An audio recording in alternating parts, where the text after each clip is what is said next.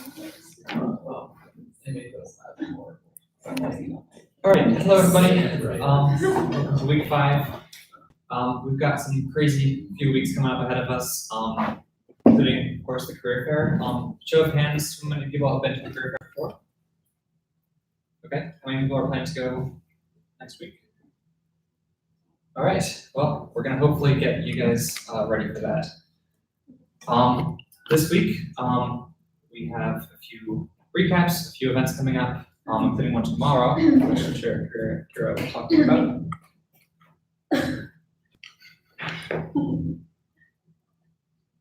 Everything's fine. There we go. This one. Yeah, and there's a lot happening next week. Like I said, we also have apparel, which is fun. We're gonna have a short presentation about just some advice about how to apply for a job, and then we're gonna have a little resume workshop here among ourselves. First of all, Bree.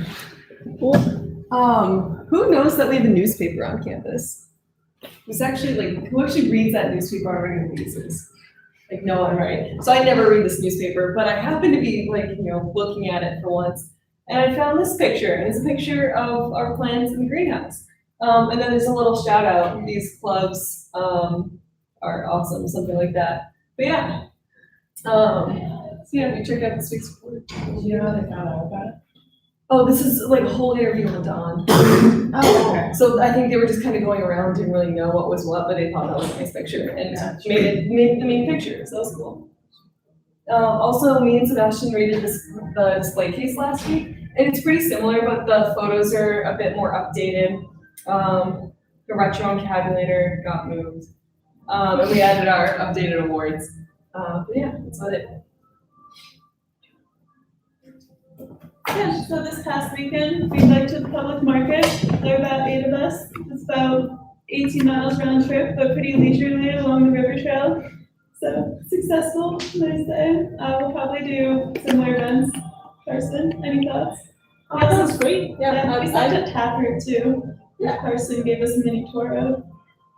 You can see it right there, that's what their farm looks like right now, and they're not even close to finish with it, so. Yeah, which Taproot's where we're doing the Build Day project with, which Carson is running.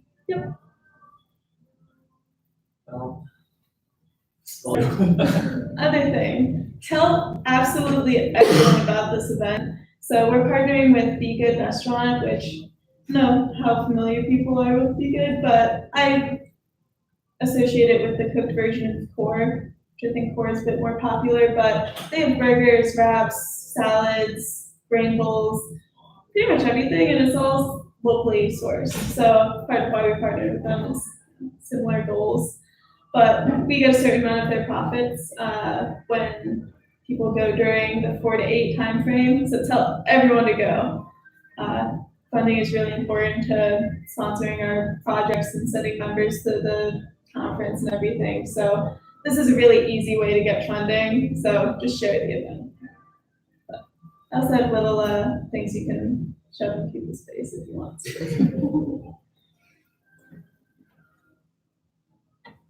So there's like I said, a whole bunch of stuff happening next week. A lot of it's happening on Tuesday. It'll just happen to line up on Tuesday. So Roar Day, if you guys aren't familiar, is a day where any donation to campus for a specific club or activity is usually doubled. So if you feel like giving to a club, this is the day to do it. Also, like ask your parents, be like, hey, this is a club I'm a part of or been a part of for so long. Like, tell everyone. All of that money goes back to you, so I think it's worth doing.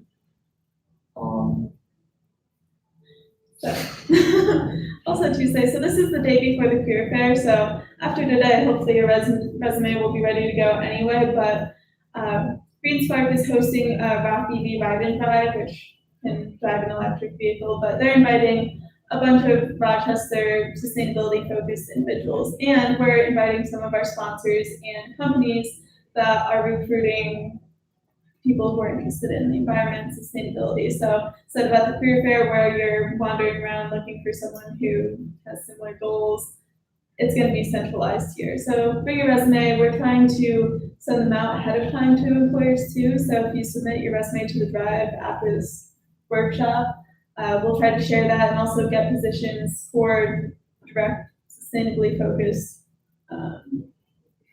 jobs, co-ops, full-time, et cetera, from companies, and share that with you too. So we can get some stuff done ahead of time, and then at this networking event, you can link up.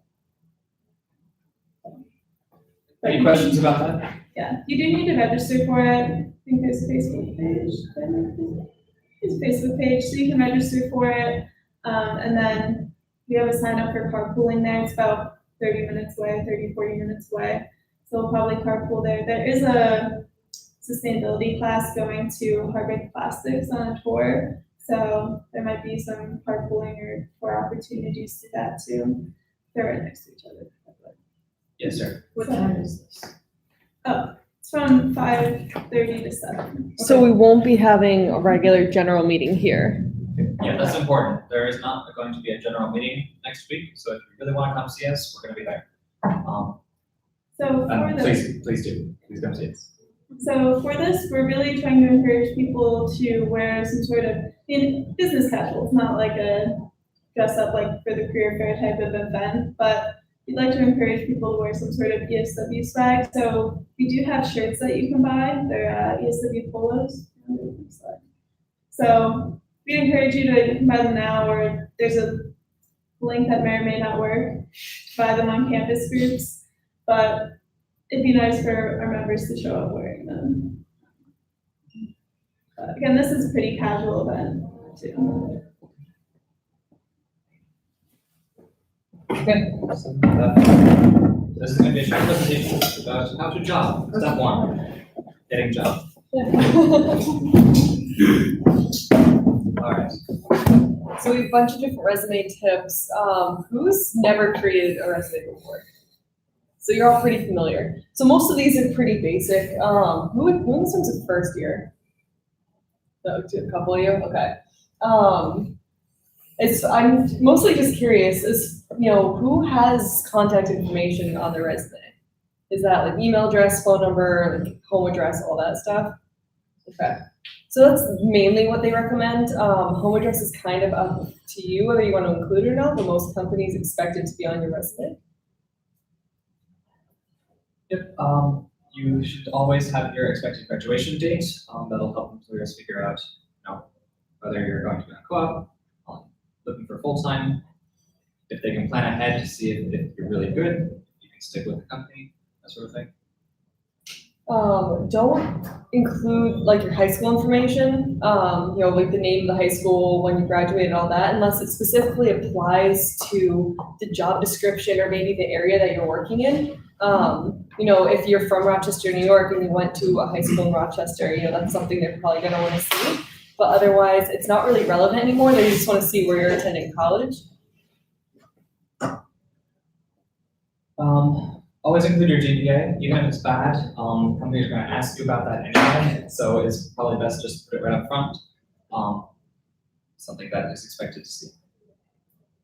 As far as your resumes, you'll have a list of skills and like club participation and projects you've worked on and all that. Ideally, you want to tailor it depending on who you're going up to. So if, this weekend you can look up who's going to be at the career fair, which companies am I going to talk to, and what skills are they looking for? So you can see, okay, GE's looking for, all these skills, so maybe I'll include, these 3 projects that I've done, but I'll leave off this one that isn't relevant, that kind of stuff.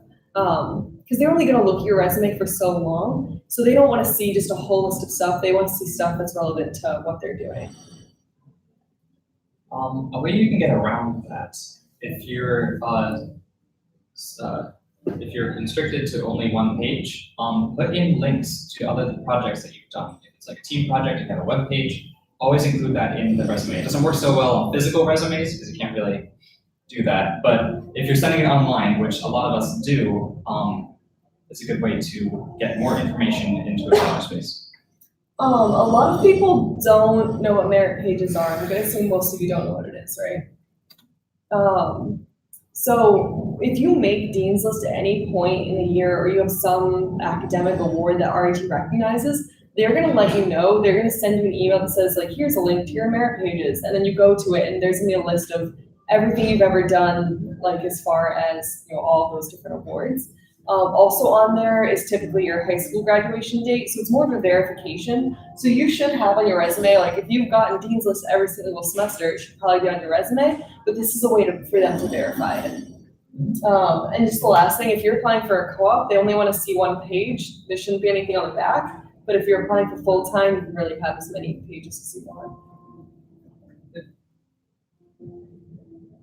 So, micro pitches, also called elevator speeches, things that you want to explain to the person who might be hiring you in as quick and efficient a way as possible. So they want you to know your name, your major, your year, your goal or interests, and why you might fit into that company.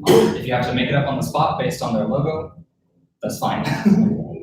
So the main reason I, wrote down 30 seconds is the lines for this is going to be pretty long. You want to convince them pretty quickly that, hey, I'm worth talking to. Otherwise, they're going to take your resume, throw it in a pile, and say like, maybe like we'll see if there's something available. Most companies have a certain list of like how many spots they have for interviews for the next day. So if there's a certain company that you're really trying to get an interview with, really practice the skit. But for most part, maybe go up to a couple companies and get a practice round in and just kind of, see what they have to say to you. Okay, so next, cover letter. That's the thing that you send in along with your resume that says, this is who I am, why I'm applying to this company in particular. So if you know who you are addressing, you send it directly to that person, because any personal connection you have is a good way to get into the company. Otherwise, it may concern your industry representative, that sort of thing. As far as what to include, it's sometimes important to include how you heard about the job. If you heard about them at the career fair and said you spoke to a representative there, that's probably something you want to indicate. And as far as what to include on it, any skills that you have that that they're already looking for, or any skills that you think they might be interested in, something that sets you apart from the other group of people sending resumes to them. Try to be enthusiastic. I know it's hard to establish a tone in a letter, but do your best. Also sign it with your name. I feel like sometimes people just here's the message, go, and forget to sign it. One last thing, interviews. Hopefully, if everything goes well, you'll be able to get an interview. There's a couple of common questions that you should be able to answer, questions that most employers will ask. Basically, your strengths and weaknesses, your interests, dislikes. Sometimes ask other questions, like an example of a time or situation where you struggled or overcame obstacles, and you should have an answer prepared for that. Just think of something that went wrong. We all make sure you're able to talk about it. There's a couple other just generic interview questions that you'll get, and I'm sure you could add like 5 or 6 more to this list of every time you went into an interview, they ask me this every single time. Every once in a while, a company's going to surprise you and ask you a really out of the blue question that you're not prepared to answer. So for the most part, we're curious as to what those questions were and how did you answer it, and how did you connect that back to the skills that they're looking for and the skills that you have. Yeah, basically, what is the weirdest questions that you guys have been asked in interviews before? If no one can think of any, I'll start off. I was in my very first interview, and they asked me if I think it was like some sort of ball. If you had a bunch of tennis balls, how many do you think would fit in your car? Or like if you there was a second follow-up question to that of if you had to tell me the weight of like a Boeing, whatever airplane, but you couldn't weigh it, and all that you had was access to a library, how would you figure out how much it weighs? Why do you think they ask me those questions? See if you can think on the fly. Yeah, they want to see how I solve problems, right? how I think through problems. Because what's the first thing that they asked me after I gave them the answer? Well, how did you come up with that answer, right? They want to see the process that, how did I get there? Are there any other weird interview questions that you've been asked that you can think of, or that a friend's been asked? Or that someone's asked you, just kind of randomly? That might be an interview question. Not necessarily weird, but it kind of threw me off when they asked me, like, do you know what this is? Because when you're like, no, I don't. My roommate was going for the same interview and she tried to tell me beforehand, like, you should probably look up what this thing is. But I feel like that's not a great tactic. Like, if you just be honest about, like, no, I don't know what this is. Can you explain to me? Yeah, I was in an interview like that once where they asked me, oh, help me out. They asked me all the acronyms for waste. And so like a general ISE thing is to know the 7 forms of waste. So the acronym is TIMWOOD. And they were like, yeah, what does that stand for? And I have no idea. I got an interview question once that was, if you were on a baseball team, what position would you play? Wow, what'd you answer? I answered first base Why? because, so this is my First line level of of, defense. this is my level of bullshit. I said, because it's the place where you can stem off problems the quickest. Got a job. That's so wrong. Anyone else got any good questions before we move on? There was a time that I got to recruit with the company that I was co-opting with, so it was us asking a question that we asked what kind of animal you were. A lot of people said tigers. We're like, well, it's fitting. You're sitting in an auditorium with like tigers at it. But we got like some interesting answers, and like people try to describe why they are, what animal they are, and it's not just like, oh, it's my favorite. We need like some background too. Did that determine who you hired? We determined who was probably lying about other things. Because one guy said that he was a nature photographer and then didn't give us a real animal. We're like, okay. We can't think of an animal on the spot. That's good. This isn't weird, but I went into interview for a place and I plopped down a like circuit diagram for a power supply, like complete circuit diagram, and they just had me go through the entire thing and tell them what every like part of it did. Oh wow. And that's not weird necessarily, but I do want to say that like if something like that does happen, go through your thoughts out loud, because even if you're wrong, they'll know how you're thinking. And also if you go with your gut, because sometimes you're usually right, even if you're not sure. Yeah, that's definitely true. Yeah. Not necessarily true on the job, but definitely true in interviews. Yeah. Yeah. Weird interview question. I came in applying for a manufacturing position. And during the interview, they said to me, would you be cool with doing a facilities position? And I'm like, sure. It was very, because they just thought that everything I was saying sounded like it could be geared more towards what they were planning on their facilities co-op. And that's the co-op I'm at right now. So. How do you like it? I think facilities is cool. There's other reasons it's not fantastic. Yeah. Before we move on, what is the last question you're typically asked in an interview?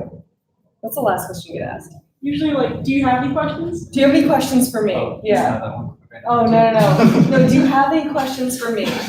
Always have a question prepared. No matter how generic, like what kind of job, do you foresee me doing if it's an interview for multiple jobs? Or my go-to is there anything on my resume or that I've said so far that is concerning to you as far as the job description that I'm applying for? Is there any skill that I'm lacking that you think I need?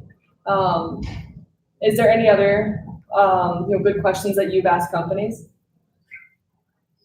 This is what I was told to ask by like a recruiter, like what's your pipeline for technical employees? Because generally, like if you want to like get a promotion, it's only management. Mm-hmm. So if you want to like get up in a company, sometimes the only way to get up is by taking on a role where you're managing people and not actually continuing to work in your technical field. Yeah, no, that's a good question. Anything else? Question I asked, was if I got this position, what would you say is like a good way to prepare for it? Yeah. Cause I think it shows like that you want to, like, it shows initiative that you're gonna be like committed to this job, and it also, if you do get the job, it really sets you up for this. You come into day one confident. Oh, yeah. And if you're a co-op and, you're seeking future full-time, is there full-time opportunities for your co-ops? How many people typically return? Because you want to see their retention, because that just shows you how happy their employees are. Now, we're gonna do a resume workshop for pretty much the rest of this meeting. Basically, if you have your resume with you, bring that out now. If you don't, just be prepared to help other people review theirs. And actually, what I want everybody to do is stand up and move to a different table. And find somebody to work with. It could be 2 people, 3 people, whatever.